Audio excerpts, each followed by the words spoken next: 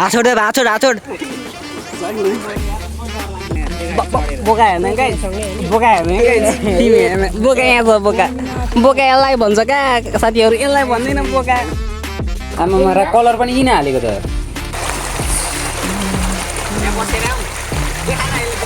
गुलियो पानी चिनी पानी आए जस्तो आउँछ केटा नखाने पानी गोबरको पानी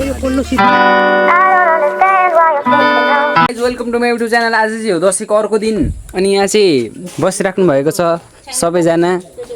बुवा यहाँ बसिराख्नु भएको छ, आमा यहाँ बसिराख्नु भएको छ मिलिजुली। नाच्नु त दुवैजना एकचोटि सँगै नाच्नु न दुवैजना। यहाँ नाच्नु न एन्जल एन्जल नाचे जस्तो नाच्नु त। र अब चाहिँ हामी जान लागेको छौँ जलजले। यसले फोन मागेछ कति माग्छ हौ थेट राति राति हिँड्नु हुँदैन लाग्छ यसलाई यहाँ बान्नु त बुवा यहाँ बानिहाल्नु त खम्बामा। टिका पुसेको छैन अझै मैले चाहिँ नुहाएको थिएँ कतारीबाट आउने बित्तिकै। कतारीको भिडियो हेर्नुभएको छैन भने चाहिँ योभन्दा अघिल्लो भिडियोमा हेर्न सक्नुहुन्छ। र बादल चाहिँ एकदम खुल्ला खुल्ला हेरेर चराहरू टक्क बसेको एकदम दामी देखिरहेको छ। योभन्दा अगाडिको भिडियोमा चाहिँ हामी त्यही बादलतिरै पुगेर आएको थियौँ मतलब त्यो डाँडामा पुगेर आएको थियौँ। र अहिले चाहिँ हामी आइसकेको छौँ धानखेत भन्ने ठाउँमा। यो धानखेत चाहिँ रहेको छ यो एकदम खतरा धानखेत। यहाँ चाहिँ छ एकदम पानी आउने ठाउँ। यहाँ चाहिँ खाने पानी पछाडि ब्याकग्राउन्डमा धेरै हल्ला भयो केटा हो। यहाँ चाहिँ एकदम शुद्ध पानी आउँछ। ओहो पानी आउँछ यहाँ चाहिँ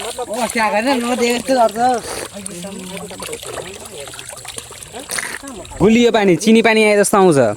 24 महिना अरे 12 महिना यहाँ चाहिँ धान फल्ने हो क्या। त्यही भएर यो ठाउँको नाम धानखेत राखिदिएको। ल यो धानखेत हो होइन क्या विपिन, यो ठाउँको नामै धानखेत हो। पहिलादेखि नै यो ठाउँलाई धानखेत भन्छ क्या। किनभने मेरो 6 महिना अगाडिको पनि भिडियो हेर्न सक्नुहुन्छ सिमेन्ट फ्याक्ट्री भन्ने भ्लगमा। त्यसमा पनि यहाँ धानै फलिरहेको थियो क्या। अब तपाईँहरूलाई म एउटा सिनेमेटिक सर्ट देखाउनु गइरहेको छु, हेर्नु होला।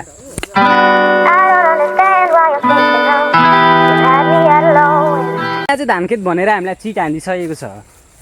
यहाँ चाहिँ आधी धान र आधी कोदो टेक्नोल कोदो होइन रहेछ धानै रहेछ। अहिले चाहिँ हामी आइसकेको छौँ टक्क यो सिमेन्ट फ्याक्ट्रीको गेट हो। यता सिमेन्ट फ्याक्ट्री छ अनि यता चाहिँ छ शिव मन्दिर। यो फ्याक्ट्रीभित्रको भिडियो हेर्नु मन छ भने चाहिँ मेरो अर्को भ्लग हेर्न सक्नुहुन्छ। बोका हेर्ने गाइस बोका हेर्ने गाइस तिमी हेर्ने बोका यहाँ छ बोका बोका यसलाई भन्छ क्या साथीहरू यसलाई भन्दैन बोका। सबैले मसँग हिँड्दाखेरि यसलाई बोका भन्छ बोका ऊ यसलाई भन्छ ऊ। यो चाहिँ फ्याक्ट्रीतिर भित्र गएनौँ किनभने फ्याक्ट्रीभित्रको भ्लग तपाईँहरू हेर्न सक्नुहुन्छ अन्त्य। र यता चाहिँ हामी जाँदैछौँ जलजले भन्ने बजार छ त्यता जाँदैछौँ। सिर्फ एउटा सिम निकाल्नको लागि त्यहाँ जाँदैछौँ हामी। यत्रो कति किलोमिटर होला 3 किलोमिटर हिँडेर जाँदैछौँ। एकदम के भन्छ यसलाई कोही त यहाँ त डेन्जर गएको रहेछ त्यहाँ। यता उता नजा ऊ यस्तो भित्रभित्र खाएको हुन्छ क्या।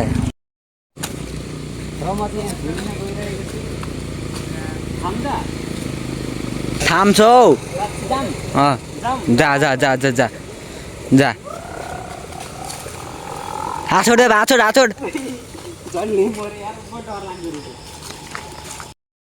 कारण त्यहाँबाट हात छुटेको सिधै तल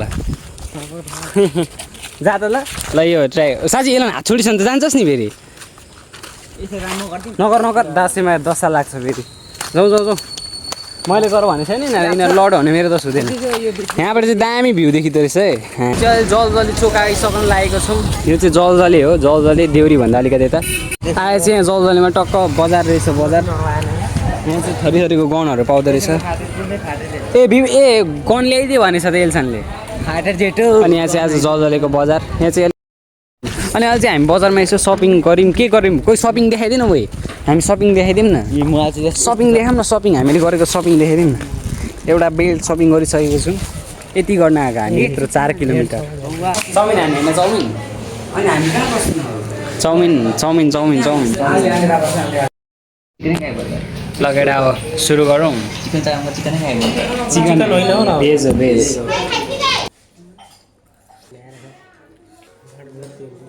यिनीहरू चाहिँ कुदै जाने भनेर कुदिसकेको छन्। खोइ के हतार परेको हो यिनीहरूलाई, सायद च्यापे होला यिनीहरूलाई त्यही भएर कुद्दै गयो। हामीलाई चाहिँ च्यापे छैन त्यही भएर हामी चाहिँ हिँड्दै जाँदैछौँ। त्यही भएर यसलाई मात्रै काशीरामले सताएको रहेछ यसलाई चाहिँ।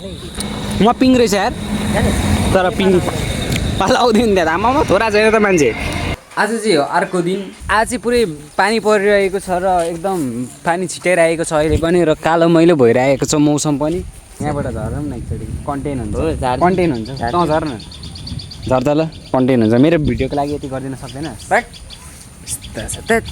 के पकाउनु भएको यो तरबन त दिनु पऱ्यो बाख्रा मजाले कामेर है जाडो लागिसक्यो अब जाडो लाग्यो पानी त बुढो बाख्रो छ दिनु पऱ्यो तातो पारेर र अब चाहिँ हामी पनि खाजा खानु पऱ्यो बाख्रालाई खाजा दिने हामी पनि खाजा खानु पऱ्यो आमाले बनाउनु भएको के हो बनाउँदैछु है आमामा आरी त सानो छैन त कतिजनाले खानु यत्रो 1 2 यता चाहिँ के हो यो चटपटे चटपटेको सामान चाखौँ एकछिन नुन चाखौँ एउटा एउटा आरे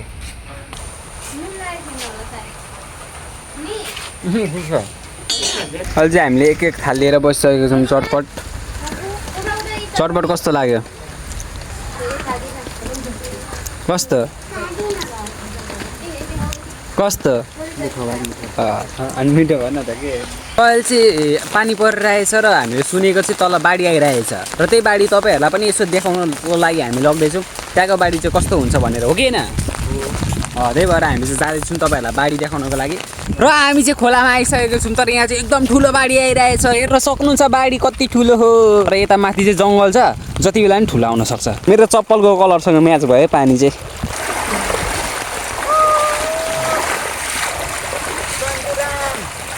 कत्रो बाढी बढ्यो अनि